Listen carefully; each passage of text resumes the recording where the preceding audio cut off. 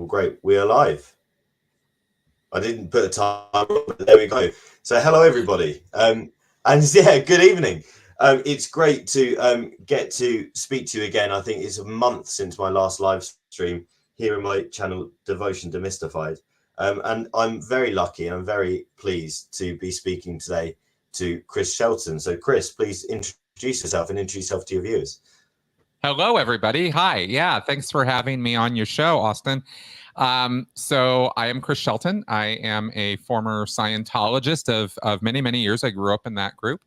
And I escaped 10 years ago, and I have been working on debunking and sort of exposing and analyzing cults and coercive control and Scientology specifically, but other groups as well.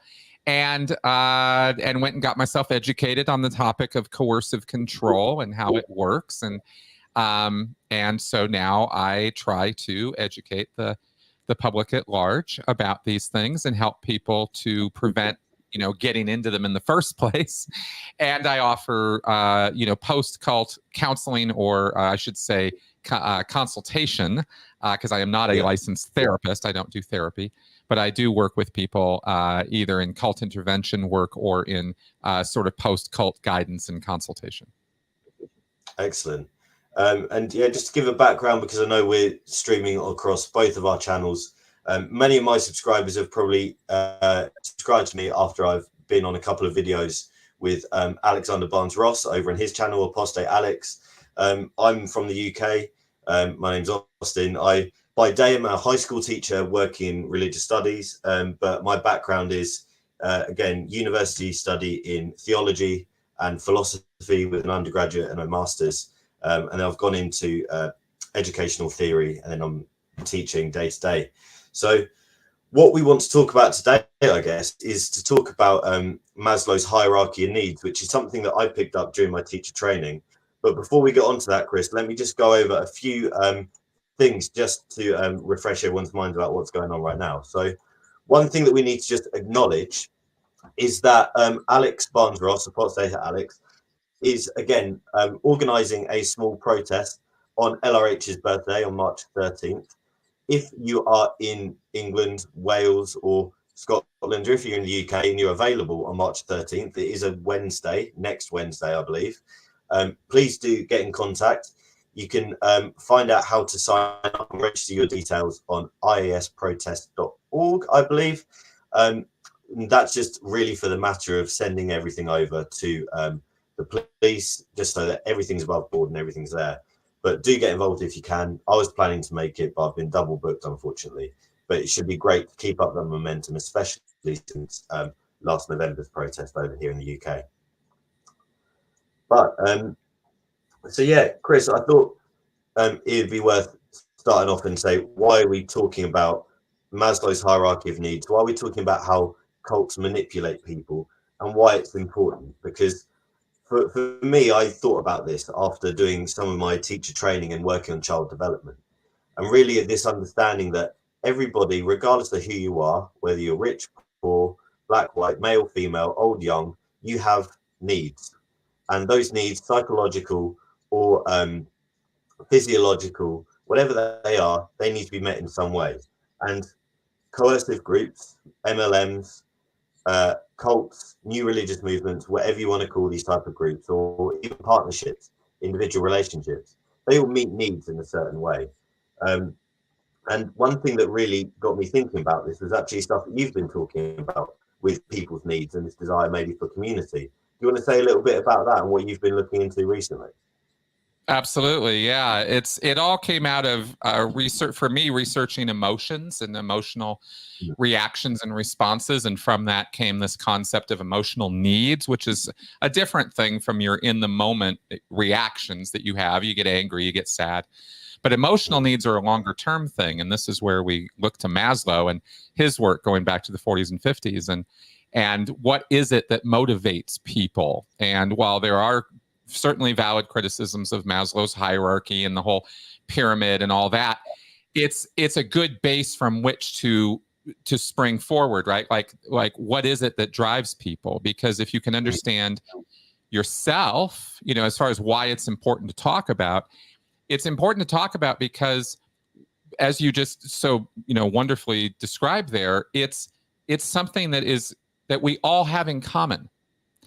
There are so few things that every human being can be said to have in common, because we're such varied, wildly, there's so much variety amongst all the billions of human beings on the planet.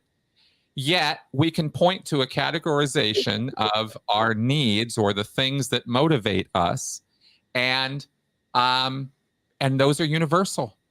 Whether you're in Asia, whether you're in Africa, whether you're in America, you have these needs. And because we have these needs, they're not wants, they're not desires, they're not wishes. We must fulfill these things in order to feel fulfilled and satisfied, and in order to survive at all.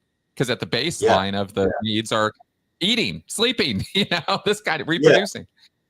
So I think, I think understanding all of these things at that level is a key to understanding why we do what we do, and how manipulators, most importantly, right, for our discussion, is how manipulators and predators take advantage of those needs. Because whether we know we have them or not, they do. And they use them, leverage them, right? And that's the whole point. So, yeah, that is it. Because like you said, every human has needs. And when we're talking about this in the sense of a new religious movement, a cult, a narcissist who's controlling, or even in healthy relationships and unhealthy relationships, where that comes to domestic violence or coercion, whatever it be,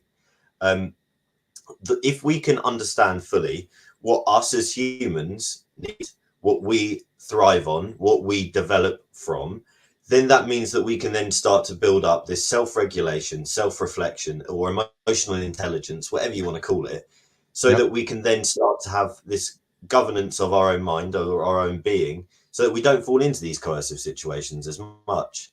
And that's not due to anyone's fault that we don't necessarily have this awareness. It's something that I guess is learned. It's something that we grow as we experience different things, and we do different things, and we meet different people. And also, these needs are things that fluctuate. We might at sometimes feel rather fulfilled. We might have a really loving community around us who support us. We might have very high self-esteem at times, but naturally those things fluctuate and they go up and down.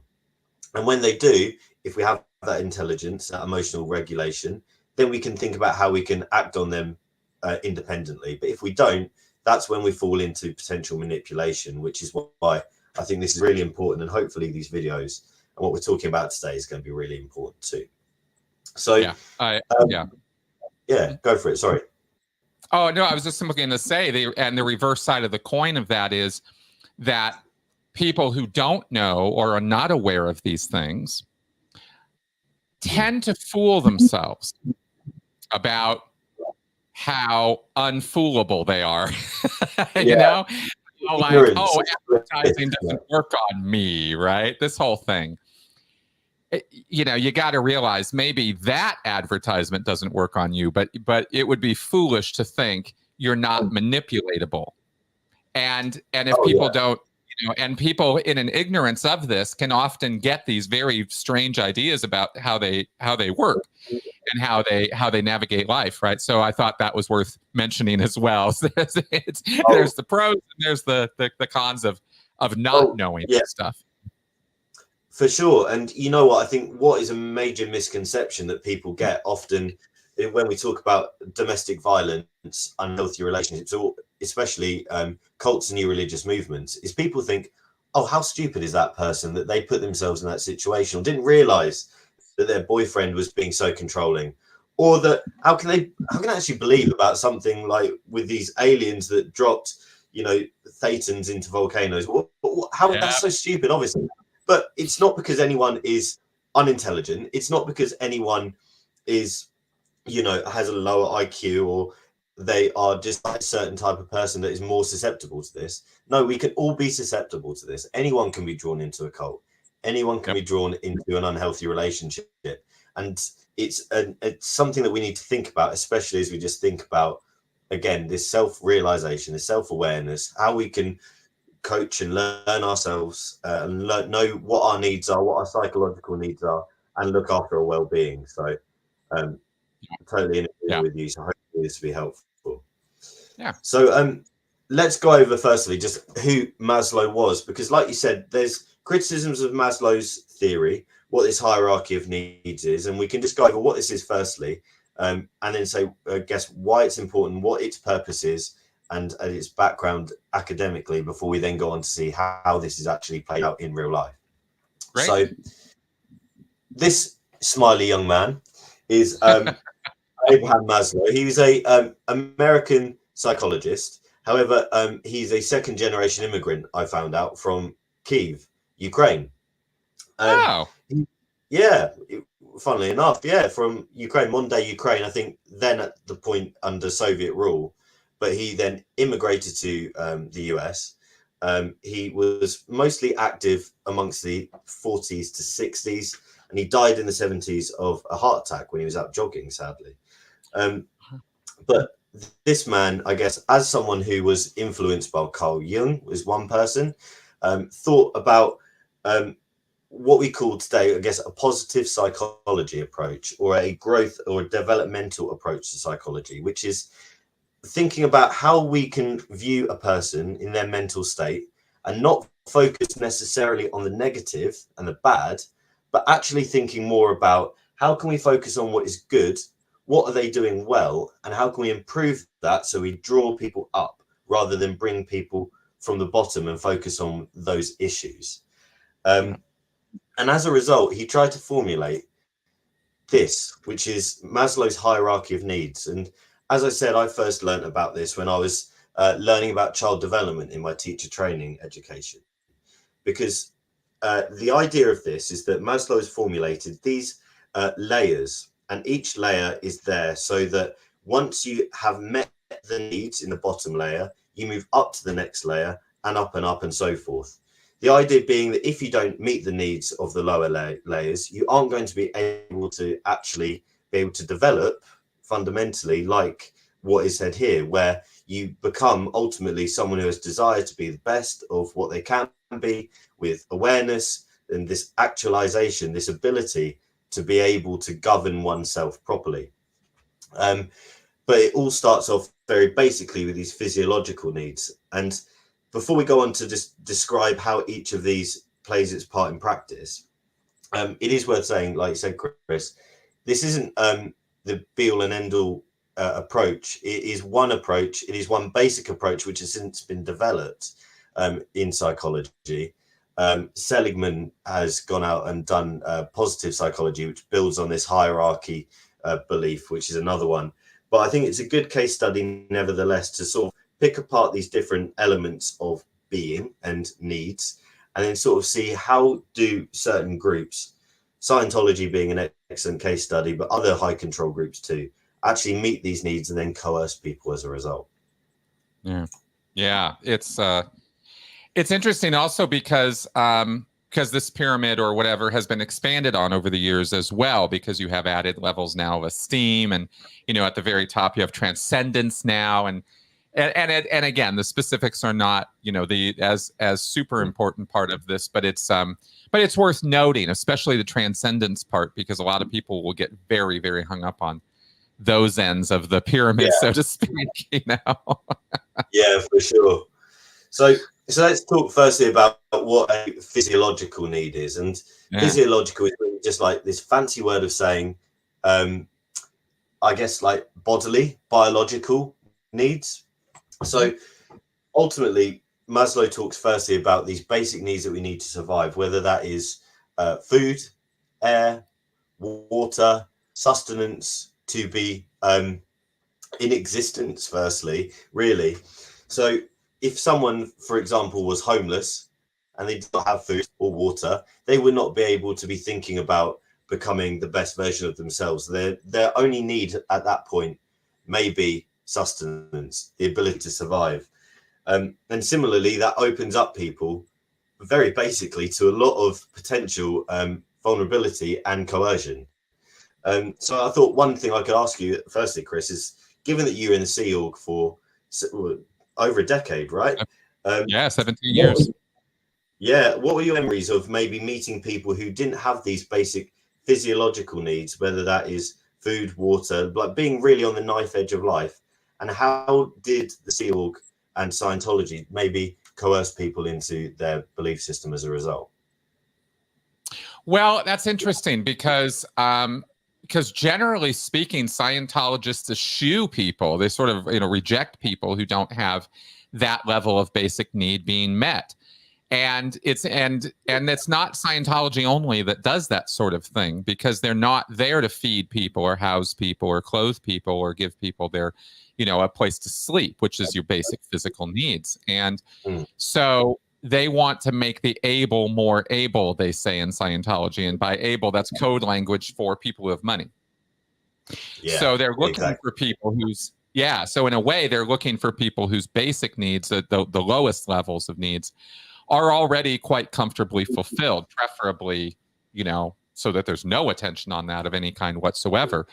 The hidden problem there, of course, is that all of us have the problems of food, sleep, eating, sex, etc., and that the concept of fulfilling this need before you move on to the next is a rather fluid concept. We should be clear about that with Maslow's hierarchy, because one, he never made it into a pyramid, just as a point that came later, and two, he had to actually clarify that point of like, look, I didn't mean you can't do anything on the rest of the thing until you get the lower levels filled. So there's a little bit of looseness with this, a little bit of fluidity with it, that I just wanted to clarify for the audience, right? So they don't get hung up on that point. But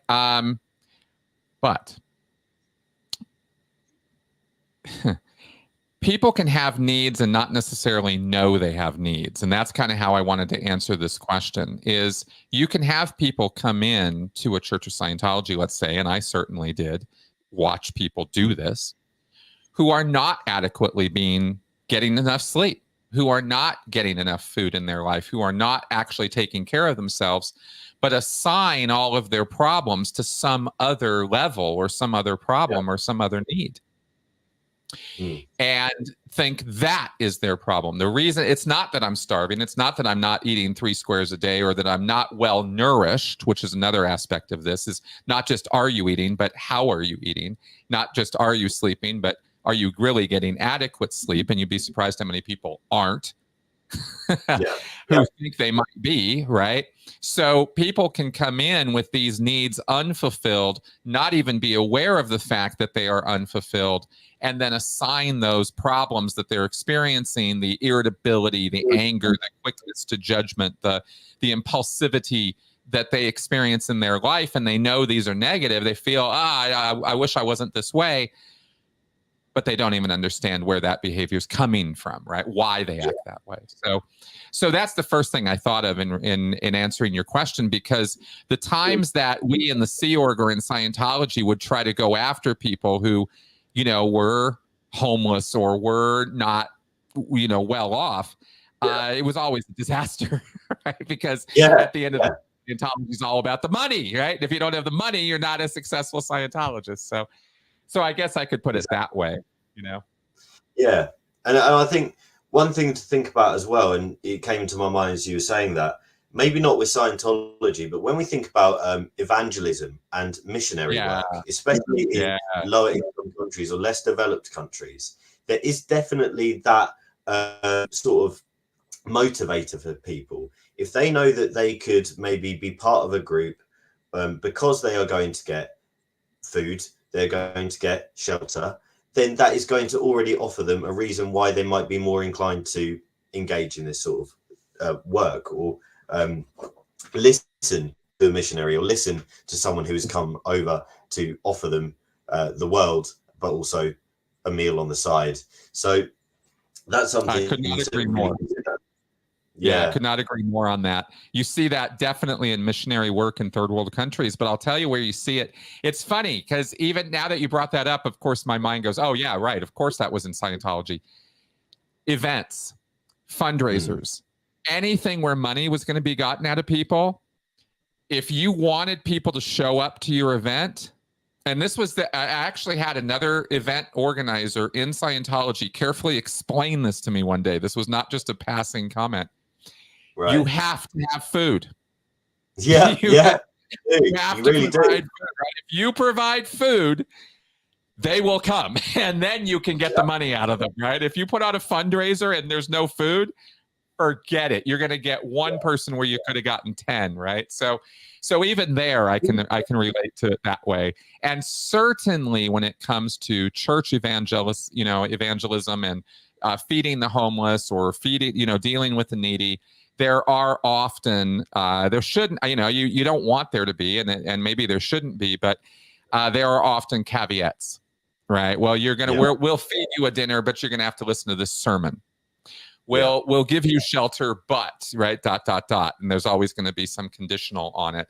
Not all churches and not all the time. I don't mean to paint with too broad a brush, but we do see coercive behavior there where we will help you out of charity and kindness, but ... Right? There's going to be something you're going to have to do for that. And that certainly is a recruitment method for cults and non-cults. Oh, for sure.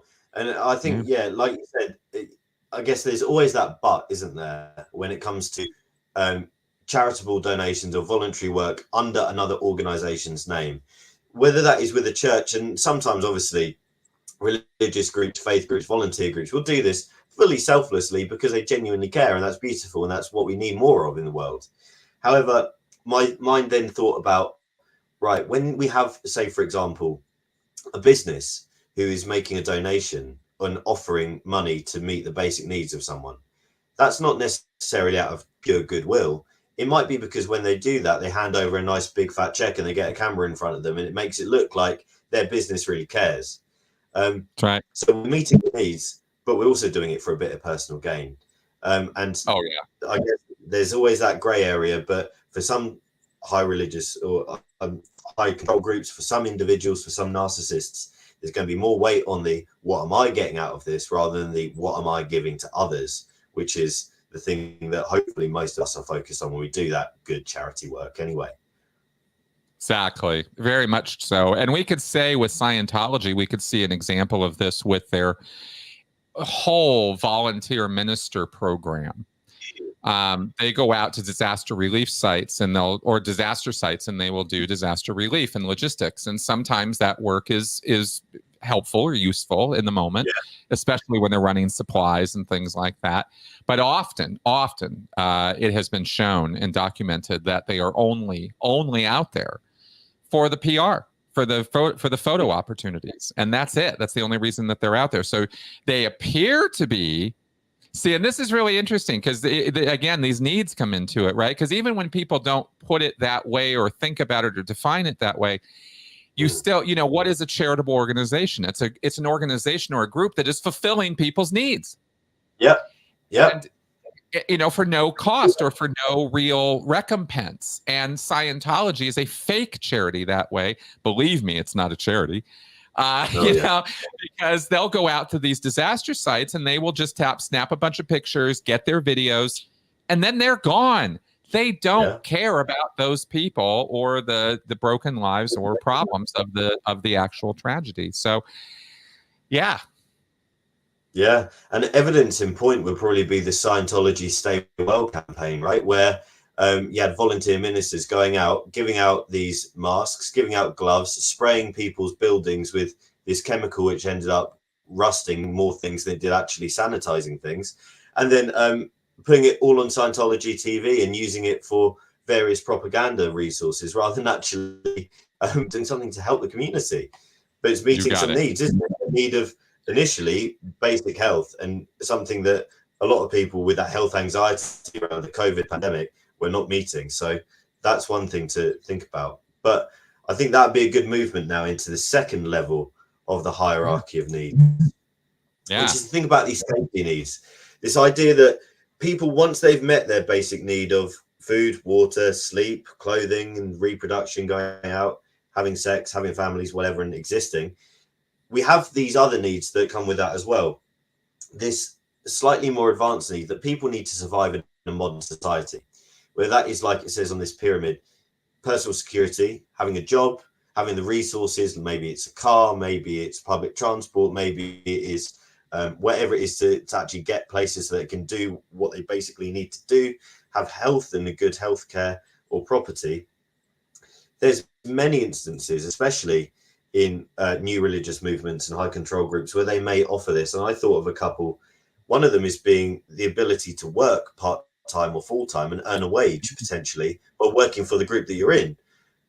Some people do it voluntarily, but case in point would be Scientology staff members offering work and labor in return for Scientology services, for example. Yeah, that's right.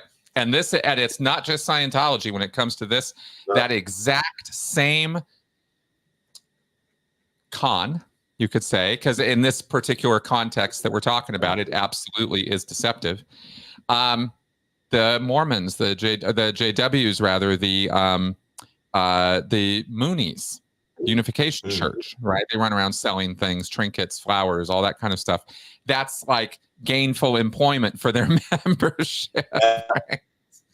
For sure. And you're right. And it's all again, built on this. The second level is where a lot of people get drawn into these groups because they do need a job or they do need help with their more, they've got the food covered. They've got a place to sleep. They got a way to get around, but everything else in their life is not really like, super wonderful. Right. And they don't know, they don't feel, as it says, I mean, literally safety. They don't feel safe. Yeah. And without that, right, safety needs. They might have a physical safety problem, family violence, childhood abuse, right? These kind of things are on their mind. And if you go into a place like the Moonies or you go into a place like the Church of Scientology asking for help with that, what are you going to get? Well, you're going to get common sense advice that anybody could give you, layered on top of or with a ton of false information. How it's actually your spiritual self that is not meeting your spiritual commitments, and therefore that's why your physical needs or your safety needs are not being met. And it's like, I don't think that's actually the case. But that's what they'll try to pitch or sell you, and then they'll sell it to you. They'll literally charge you for the service of lying to you. Yeah, quite literally in the case of a life improvement course, right? You're having problems with your marriage, right? We can sell you something here, which is some common sense, basic thing you could probably find for many reputable sources elsewhere. But we'll put £35 on a price tag for you. And then we're also going to add in a little bit of fluff here and there that's going to make you then believe that this is going to solve other problems later on down the line, whether that is with your debt, whether that is with your experience of work, whether that is experience elsewhere. Scientology does that very well. But like you said, the Moonies do that very well as well. MLMs do that. Where they offer these training courses, or you get these influencers or self-help gurus who then start off with this sort of thing, and then the more invested you get, ironically, you probably lose more security and safety the further in you get with these people, because then they start removing that and you becoming more reliant on them rather than becoming more independent, which was the first reason you probably got into this in the start. Exactly. A comment I think worth making on this level as well, or on this point, is that when you're at a particular level, or you're trying to, or your attention or focus is on trying to fulfill some specific need, say at the second level of the pyramid, that doesn't mean you're not ever thinking about the third, fourth, fifth, sixth levels. Your attention can go there. You can want those things. You can have hope or faith or goals or desires to have all those things. This is, like I said, it's pretty fluid. That's kind of important to note, because while you're so struggling to maybe fulfill your second, your tier 2 needs, right, your safety needs, that doesn't mean they can't drop hints at you or give you tier 3 or tier 4 reasons to hook up. In other words, transcendence or self-actualization, or we're gonna give you the secrets of life itself. That's pretty high level stuff. And when you're trying to deal with a breaking up, marriage, maybe that's not the first thing on your mind. But my point is, if you get into a group or you get into a situation where you think not only do they have your tier 2 level covered, they've got all of it covered. Oh, this is the group that's going to really, really fix my life, right? Exactly. They're going to sell you what you want to hear. Yeah. So it can be the promise and the hope. I can't stress enough. Maybe I should have led with this, but I can't stress enough the power of hope. Of a hope for change, of a hope for an improvement. You don't even have to give the person the improvement. You just have to give them a promise or a hope of the improvement, and you can get them, right? You can take my money, right? They just can't stop paying you enough. So it's really so the manipulation here can be quite interesting in that it can operate on multiple levels at the same time. I guess that's kind of what I wanted to get down to on that one. Yeah, exactly. And you said it earlier on in our call as well, with this nature of the fluidity of this. Like, it's often a criticism of this, as you rightfully said. It isn't that you just need to meet these basic needs and then you have to then go up. Yes, to some extent, that may be the way it's presented. However, of course, life is not as straightforward as that. At times, we are going to feel like we have a high level of self-esteem and a high level of self-worth. Other times, we may not. And that's not due to anything necessarily out with our control. It's just in virtue of being human that we have that. Likewise, right. Some people, through no fault of their own, may find that they aren't sleeping very well, like you said, or they're not eating properly. I'm case in point. I get busy, I don't eat well, therefore everything else starts to fall apart in a way. But then other times, I'm on my diet, I'm exercising well, happy days. You know, everything starts to fall maybe back into place.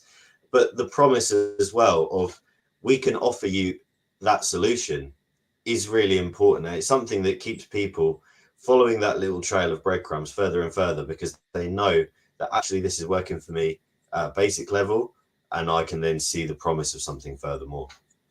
That's right. That's right. They often will make the unwarranted assumption at the lower beginning entry points of any cult or group or manipulative factor, coercive group.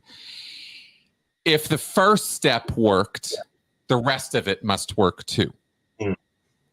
And when you're giving people common sense solutions, like, for example, with the marriage class in Scientology, you go in there and do this course on how to repair your marriage or how to have a successful marriage. What's the key piece of walk-away advice you're getting from that whole course pack? Talk to your spouse. That's it. That's the key principle of that entire activity, is talk to your spouse. Be honest with your spouse, right? Be open with your spouse. Hardly, groundbreaking, earth-shattering news. If you any blog, any therapist, anywhere, that's what the advice, which is why I say it's just common sense advice.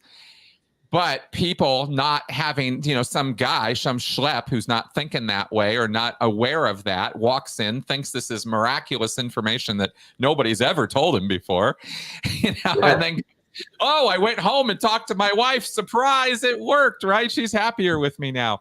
And so now that need is being fulfilled through a very simple process. And the person then, like I said, will then make the unwarranted assumption. They shouldn't be thinking this, but they do.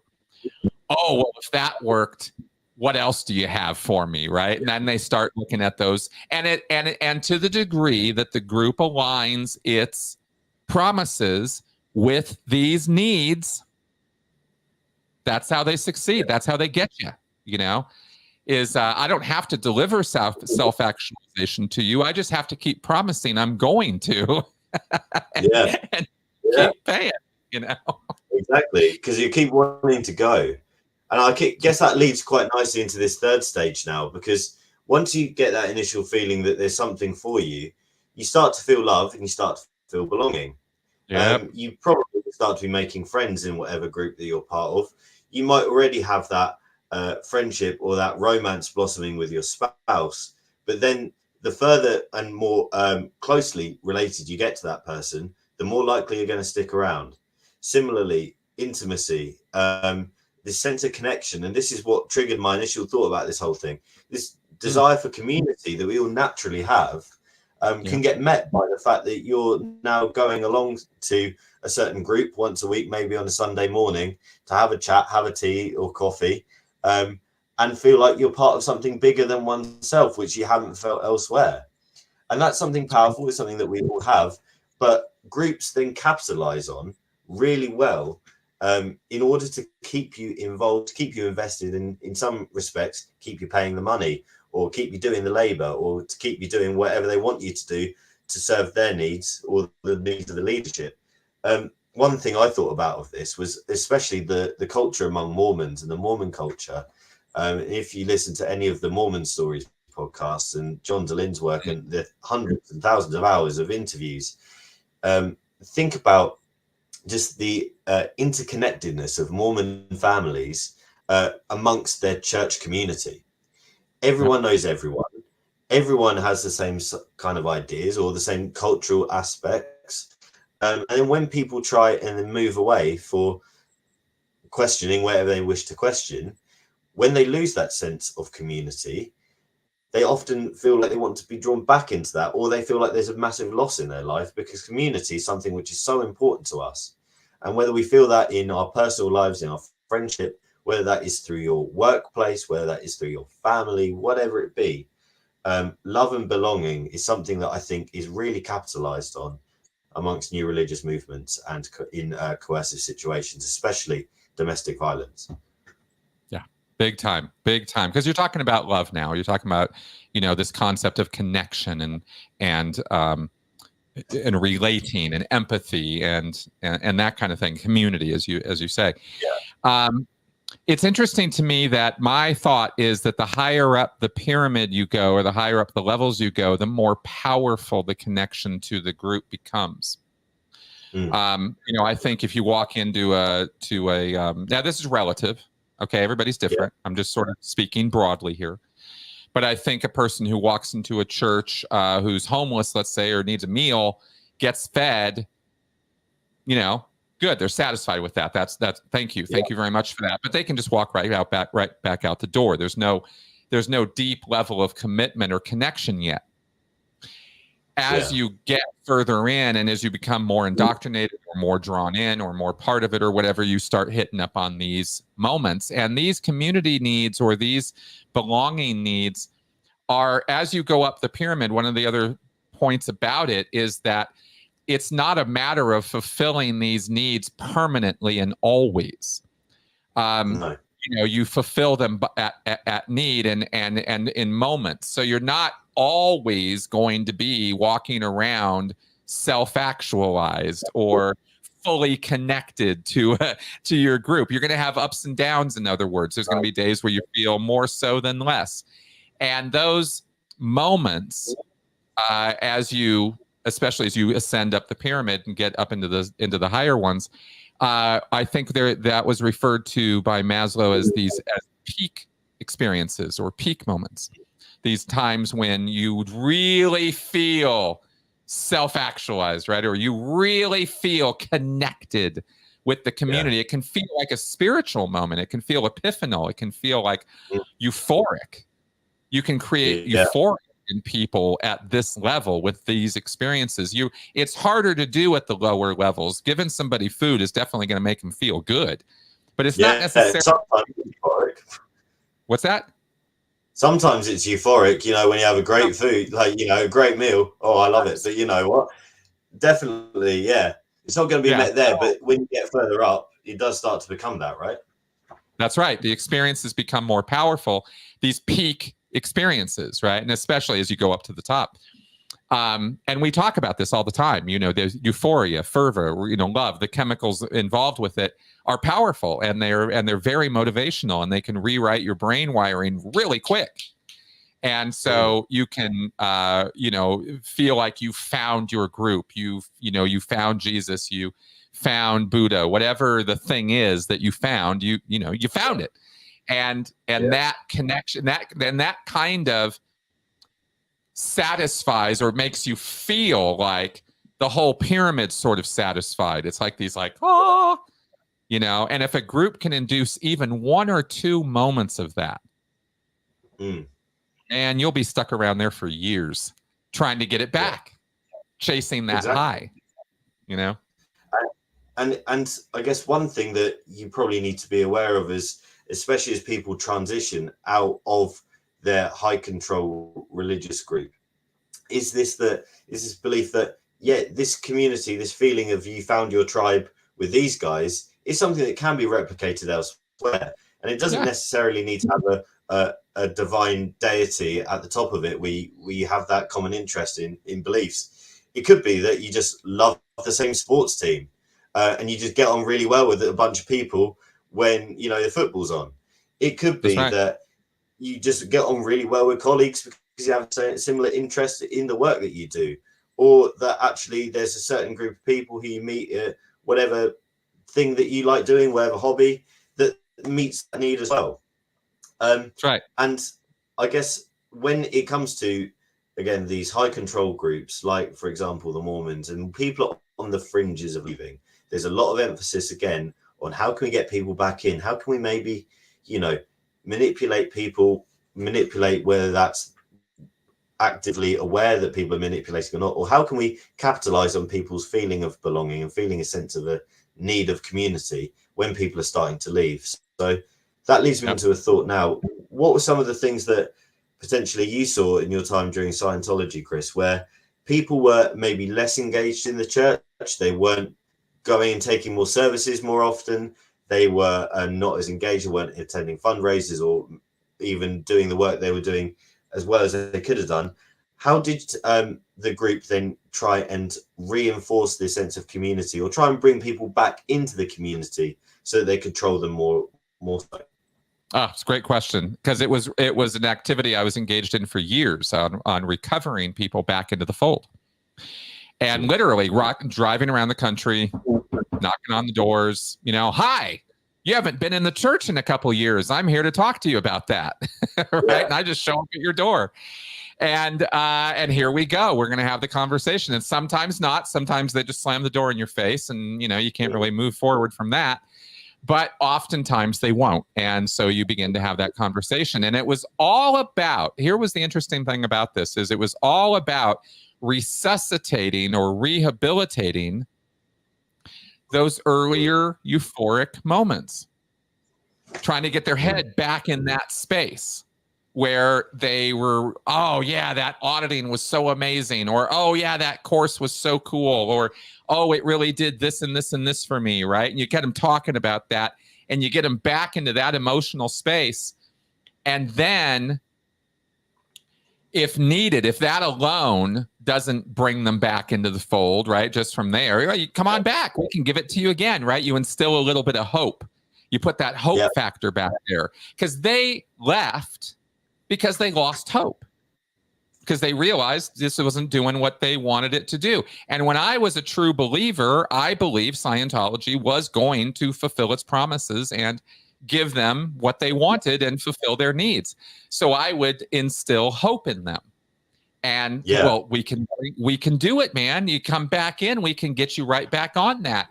And you'd be surprised how often that works against even people who have been on the internet and looked at stuff, right? And I have a talk with them and things, and they go back into that emotional place, which is totally on purpose. That's exactly what I wanted to do. I didn't want them thinking, I wanted them feeling.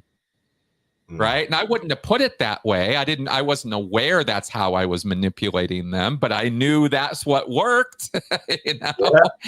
But you can do something else too, which is another thing I did when I was recruiting people for Scientology and for the Sea Org, like to get them to come work for us.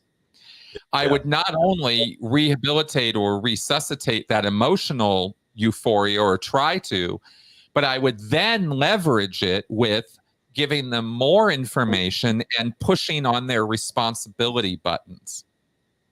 Oh, well, the reason you need to come back, or the reason you need to come work for us in the Sea Org, is not only because of all those wonderful experiences you had, but you do want other people to have those experiences too, right? I mean, you care about other people. The rest of the world needs to know about this.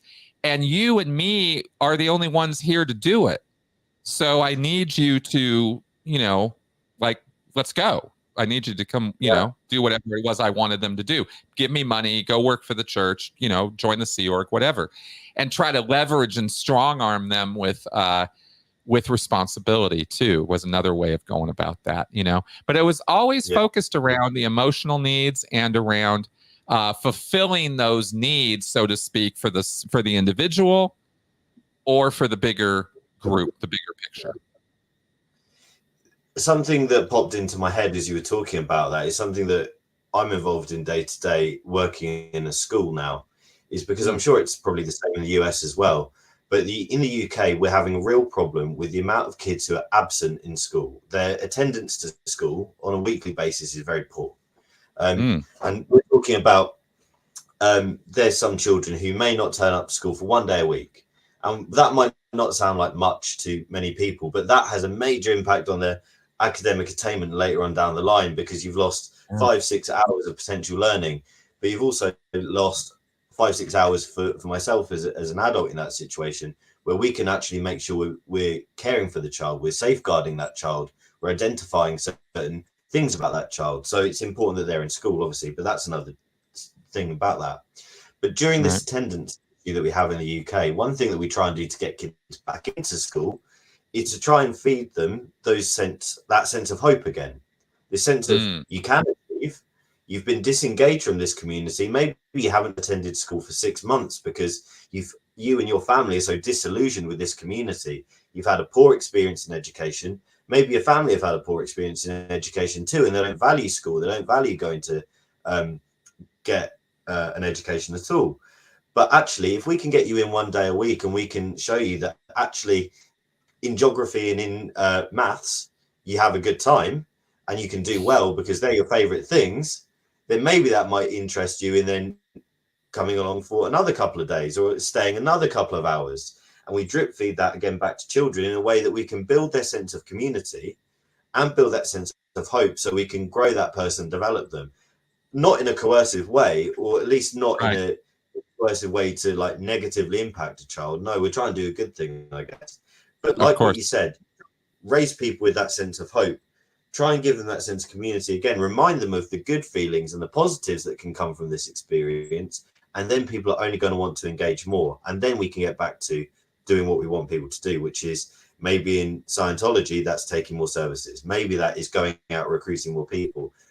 As a teacher, it is actually just being in the lesson and being present, because then we can start working with you and building your knowledge, rather than you being at home with your feet up playing Xbox or PlayStation or whatever you want to do. So that's right. I think this is. I'm really glad you're bringing all this up, because it's demonstrating a really important part of all of this that can be confusing for people, and that is that you can do the same actions with the same kind of button pushing or motivational work that you're doing to try to, get a person to do a thing that you want them to do. And it's all about the context as to whether that's a good thing to do or a bad thing to do. When you're trying to manipulate somebody to give millions to Scientology so that, David Miscavige can keep beating on people, that's not a good context, right? When you look at giving a kid an education, that's a good context, right? So, but the actions can be so similar looking from the outside that it can confuse people. They go, well, but that looks controlling. Well, it is, but it's in a direction of positivity versus a direction of negativity. And that's so important to judging the value of what we're doing with this stuff, Exactly. And by its very nature, there are going to be times when maybe someone is in a management position, someone is in a leadership position, they're going to use their power for good, because naturally that is what they want to do. And it's the way that they need to work in order to maintain peace or maintain people's work ethic, or doing what they need to do, or doing what they are required to do in their position. But it's that intention that maybe makes that act good or morally right, isn't it? It's not because you're trying to do something for the benefit of yourself. Actually, it's for the benefit of others. And when we reflect on that, it becomes obvious where and when we have narcissists involved, people who are going to be coercing people for the wrong reasons. and that's when we need to stop it. That's right. But let's move on to this. Yeah, let's move on to this next level then.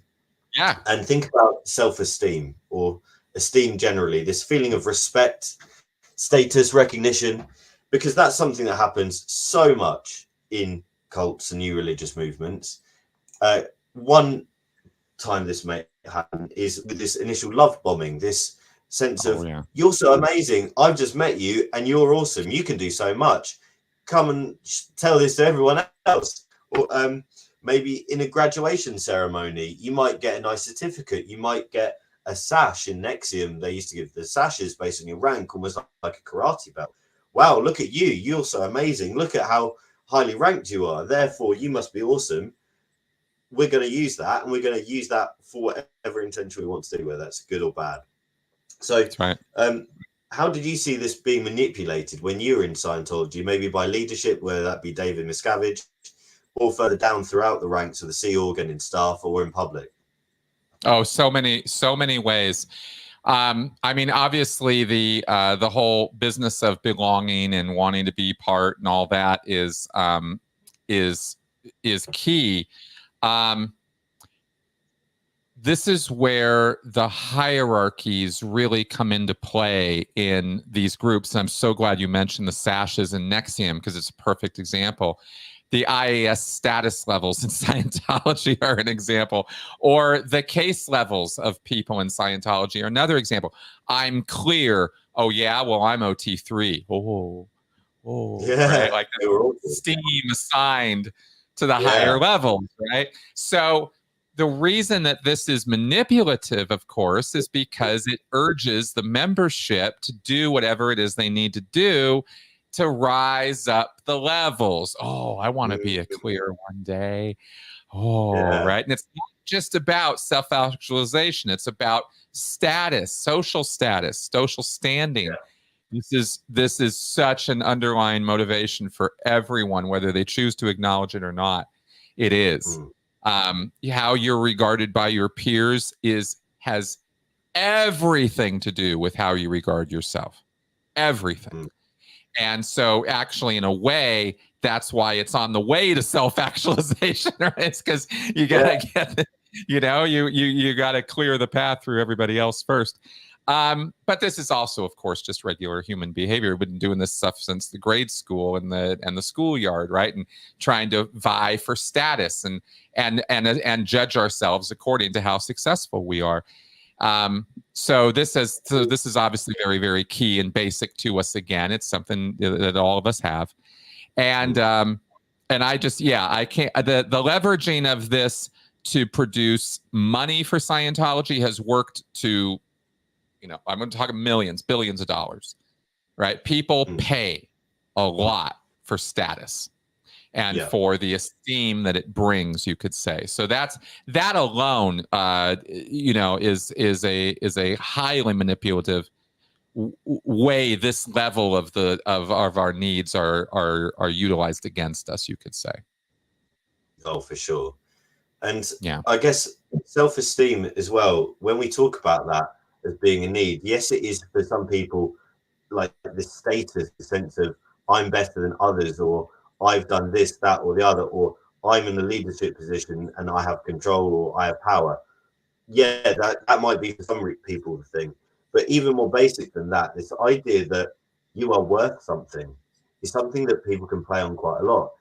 Naturally, we all go through rates of maybe happiness, but we also go through down periods where we probably feel like, oh, I'm a bit rubbish at this, or I was terrible playing a football game on the weekend, I must be rubbish. And you start to doubt yourself, and that self-doubt is natural. It's something that's human. It's probably something which is actually quite helpful for us as we try and critically reflect and grow and develop.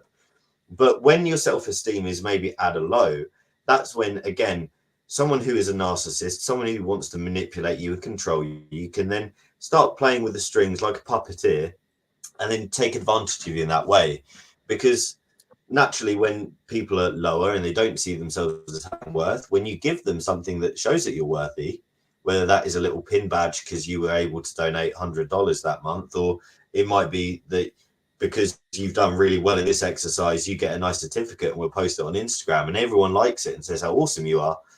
easy win, because that only cost you the printing process of putting out a certificate and the hour it took to do whatever course or level or status thingy that means that that person's now feeling better. They associate that feeling of goodness with this group. Therefore, they're going to want to do, act, believe, whatever you want them to do, because you can play on that feeling of hope and that euphoria that comes with feeling respected.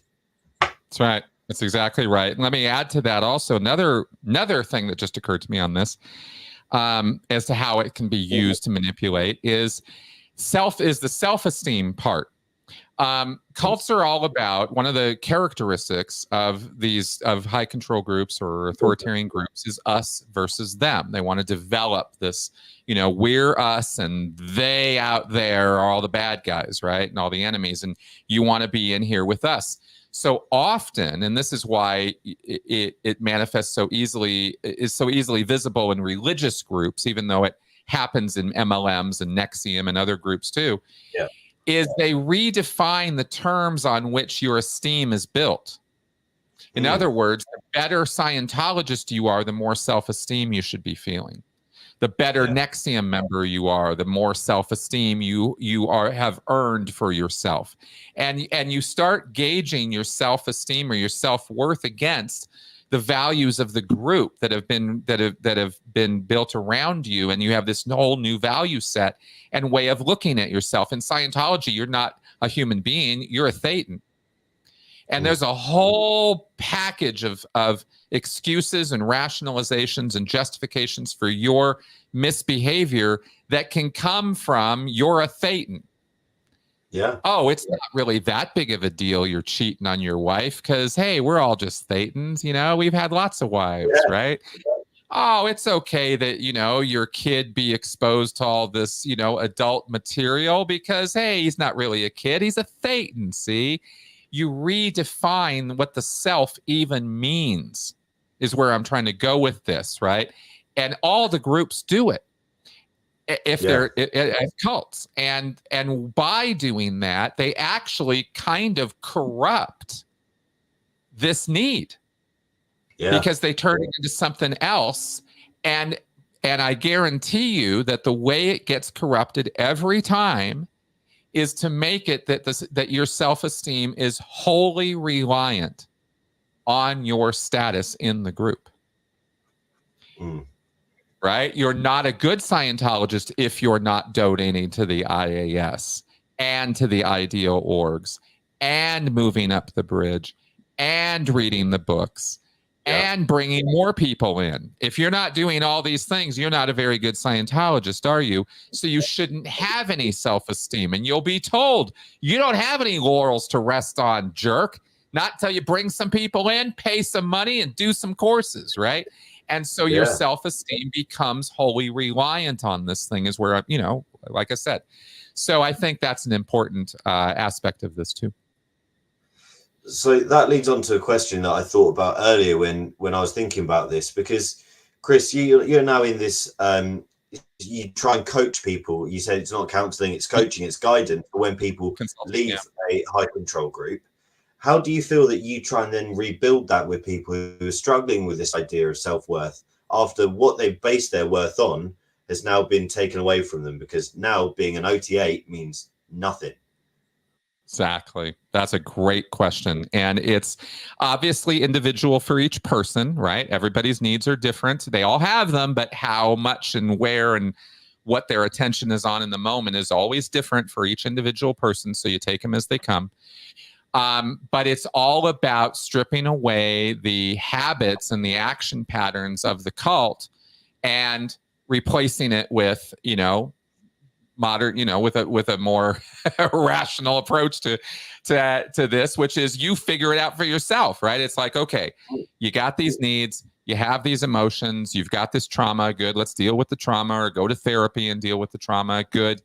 Let's get some education so that you know about these things, because if you can't work with somebody and guide them through these things if they don't even know or understand the principles. So the psychoeducation is always a crucial part of it for me, for what I do when I work with people. And I don't have some checklist of things that I have to, you must know all these things.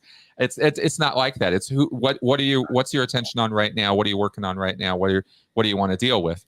But it always tends to focus around cult dynamics, cult control, what a predator is, what good relationships are versus bad relationships, what are boundaries, reintroducing the concept of boundaries to people who've come out of cults. That's always a spectacular experience for people. Oh, yeah. What boundaries? What you mean? I don't have to tell everybody everything all the time, that kind of thing. So it's a matter of kind of stripping away what the cult implanted in the person, and that's going to be very unique to what they understood from the cult experience. My understanding is very different from what other people might have experienced in Scientology, let's say.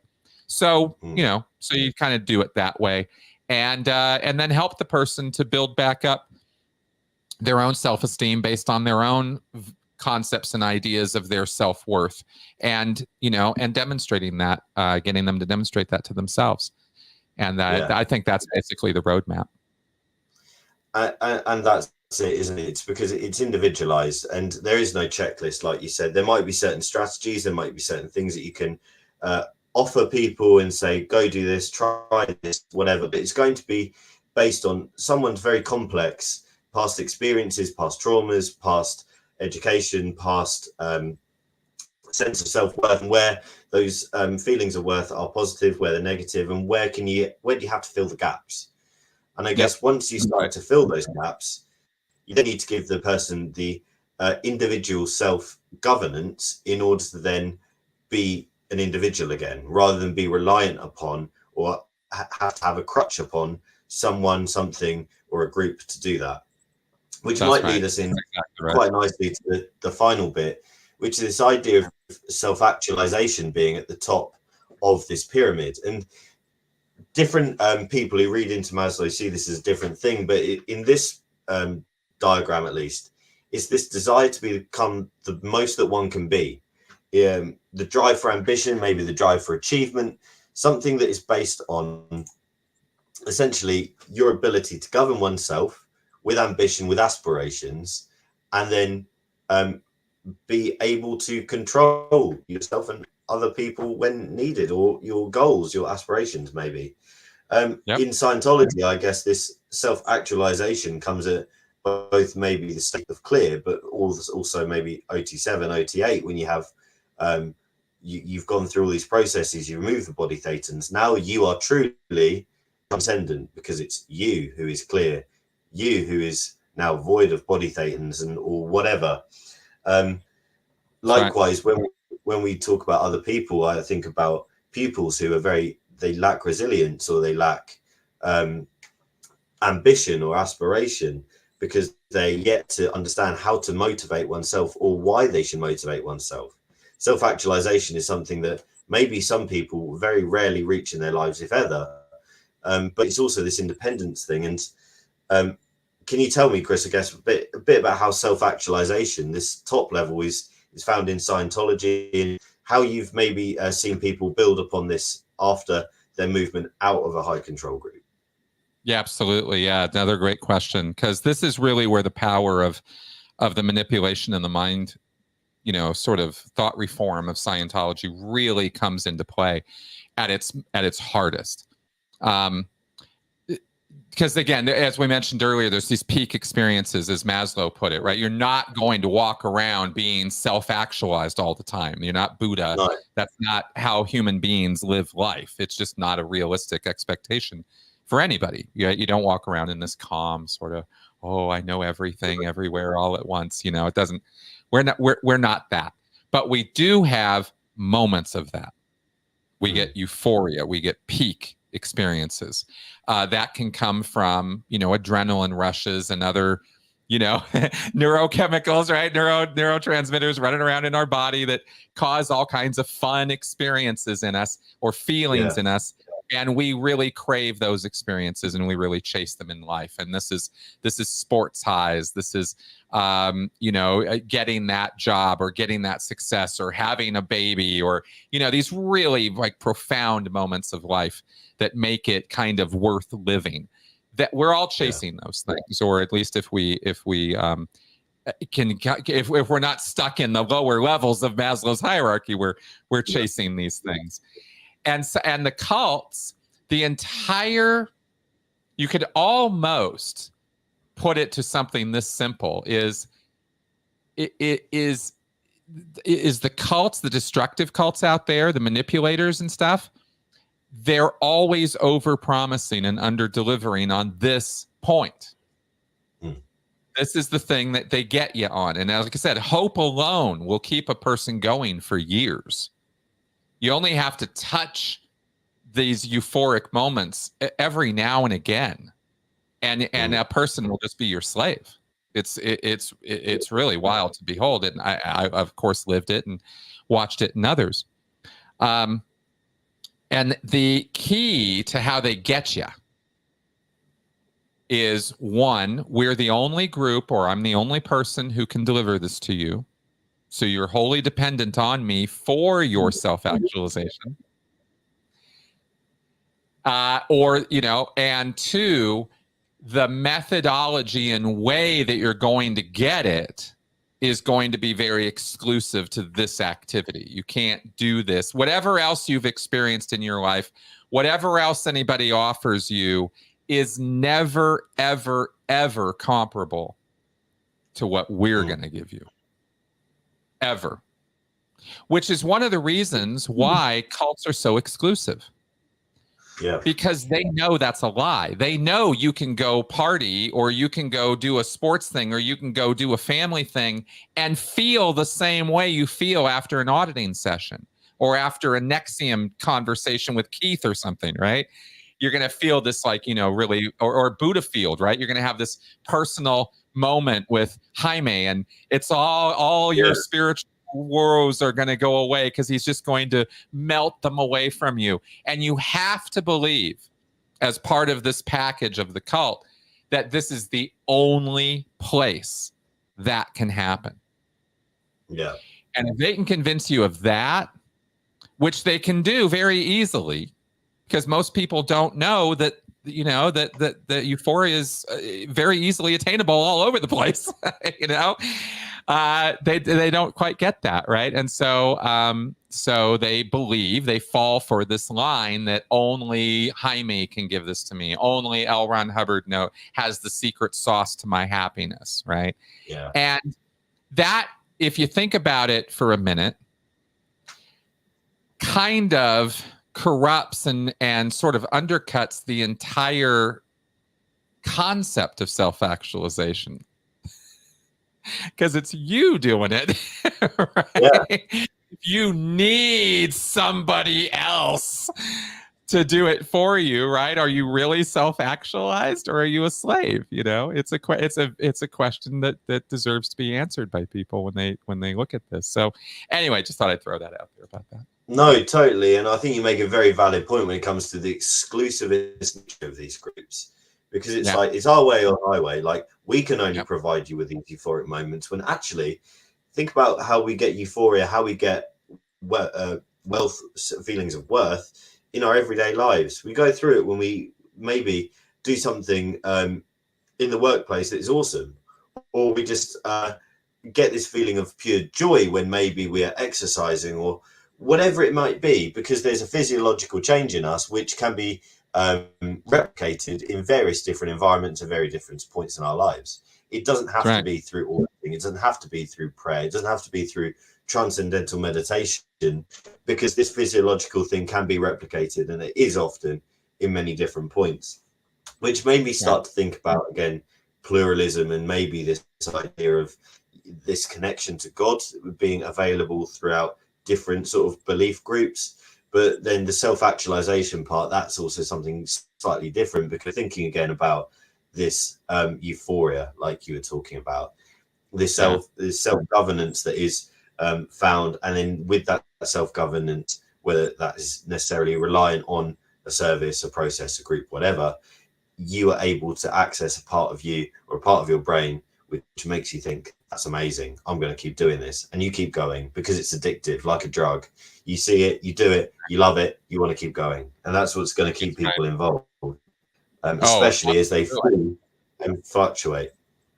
That's right. The other thing that I just thought of real fast also that could be added onto this level is that while you and I know, and the big wide world kind of understands that these are peak experiences, the other unreality that the cults will sell you on, like Scientology, is that it's a permanent state, that you will be in a state of this blissful euphoria forever.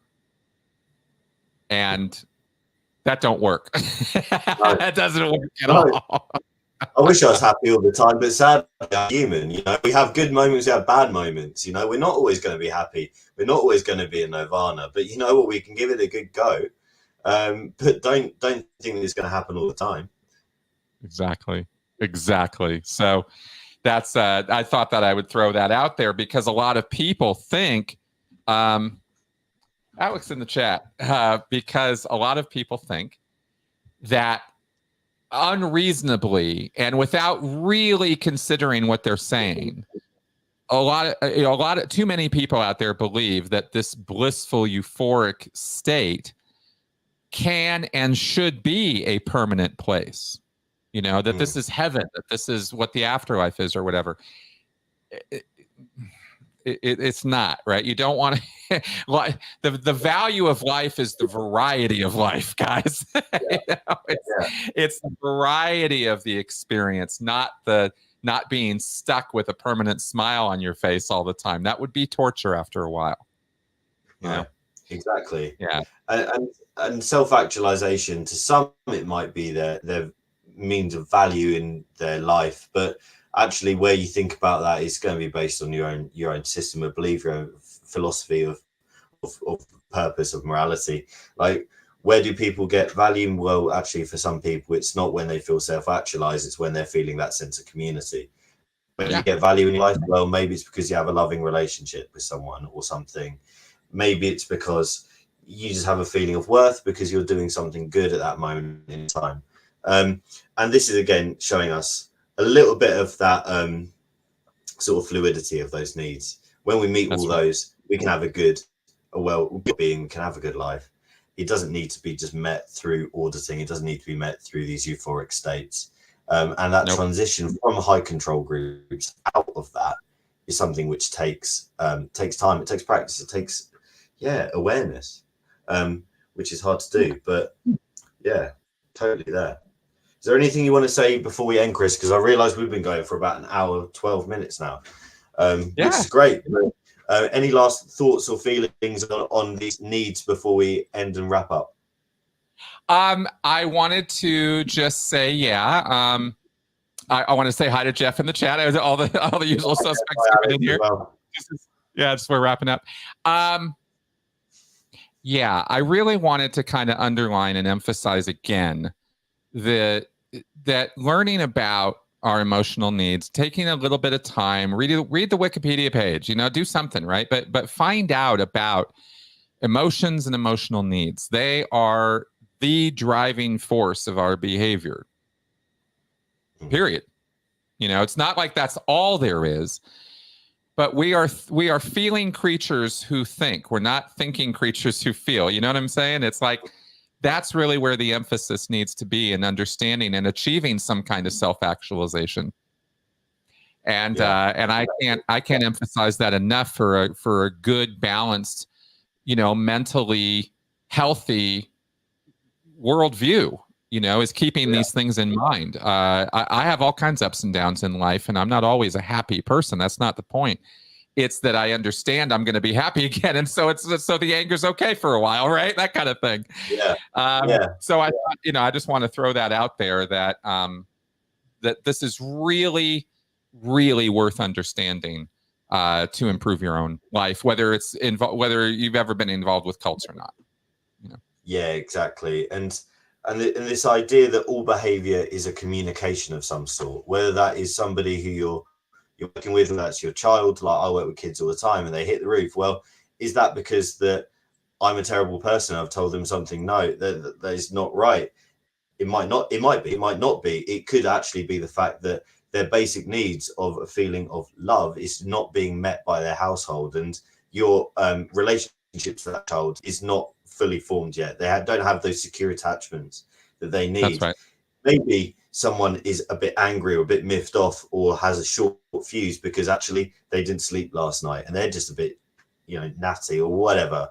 But understanding how these needs affect yourself, firstly, understanding what triggers them, what some of the basic sort of physiological responses you might get to your emotions are as well, means that you can then start to pre-plan, you can start to preempt, like what you get taught in CBT, cognitive behavioral therapy. How do you manage those emotions? How do you manage those behaviors? How do you manage those needs in the time and place in a healthy manner, rather than them falling onto an unhealthy situation, whether it's a relationship, where that is a high control group, a religious movement, whatever it be. So hopefully this video and what we've been discussing today is really important and helpful. So thank you, Chris. We'll finish just by leaving it. And I know Alex and Jeff are in the chat, but one last shout out for anyone in the UK. I know Alex has been putting together the LRH birthday protest coming up in London next week. If you're about, then do have a look at iesprotest.org, I believe. Alex will correct me if I'm wrong, I'm sure. But do put in your details, sign on up if you can. Hopefully, I would like to be there, but I'm double booked now, which is really annoying. But hopefully there's a good turnout and there's a little bit of a party going on to show people that there is life after Scientology. iesprotest.com, Alex is saying as well. So do get involved if you can. Otherwise, Chris, thank you ever so much for this. Hopefully we can talk again. But is there anything on your agenda in the next couple of weeks that you'd like to plug and promote before we end? Oh, yeah, sure. Let's see. Definitely shout out to Alex on his protest work, and Jeff, by the way, for the stuff he's been doing lately. Really interesting lives and really, really good stuff, because care, compassion, understanding, tolerance, these are the key to this stuff. So, and you guys demonstrate that beautifully. So I did want to give them a little shout out on that. Otherwise, the big thing is coming at the end of April. I'm working on this this metering video right now. I'm like neck deep in e-meter lore right now, so that's kind of where my head's at. That'll come at the end of April, but in the meantime, yeah, just the usual stuff: Q&A show, podcast, etc. Absolutely awesome. So yeah, subscribe to Chris if you're not. I think most people are watching through Chris's channel. If not, you can subscribe to my channel, Devotion Demystified. I'm going to try and put out videos here and there. Life's been busy, so it's not been ideal. But as and when, do pop along. And yeah, Chris, it's been lovely speaking. Everyone in the chat, thank you for your questions. Thank you for your engagement.